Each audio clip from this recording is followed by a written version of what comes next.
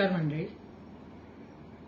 आमचे सहकारी बंधू आदरणीय बच्चूदादा हे मागच्या 6 दिवसापासून शेतकऱ्यांच्या मागण्यासाठी उपोषणाला बसलेले आहेत.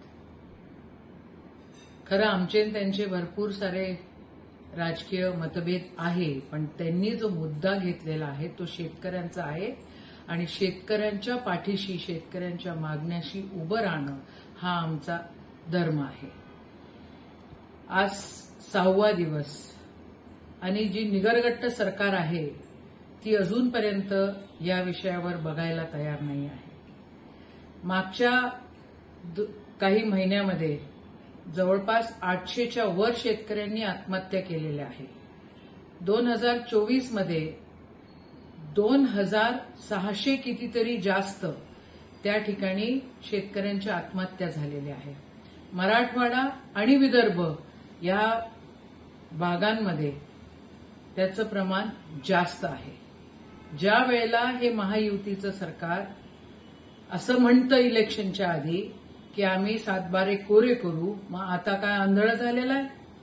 ज्या वेळेला हे सरकार म्हणतं की आम्ही सोयाबीनला भाव देऊ, आम्ही कपाशीला भाव देऊ, आम्ही त्या ठिकाणी संत्र्याचं बघू, आम्ही धानाचं बघू, आम्ही कांद्याचं बघू, आज आंधळ झालेलं आहे. हे दिसत नाहीये त्यांना की मागणी आहे शेतकऱ्यांची आणि शेतकऱ्यांच्या मागणीकडे त्यांनी बघितलंच पाहिजे. मग नाही तर मग काय आता पुढच्या इलेक्शनच्या विधानसभेच्या आधी लोकसभेच्या आधी तुम्ही लोक कर्जमाफी करणार आहे.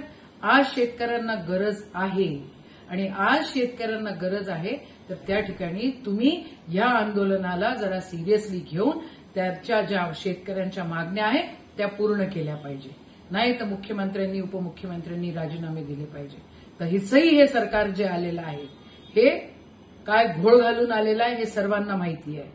पण आज ज्या मागणीसाठी बच्चूदादा त्या ठिकाणी गुरुदेव नगरमध्ये मोजरीमध्ये उपोषणाला बसलेले आहेत ती मागणी रास्त आहे आणि शेतकऱ्यांच्या मागणीसाठी काँग्रेस नेहमीच कटिबद्ध आहे आणि कटिबद्ध राहील. जय हिंद, जय महाराष्ट्र, जय किसान, जय जवान.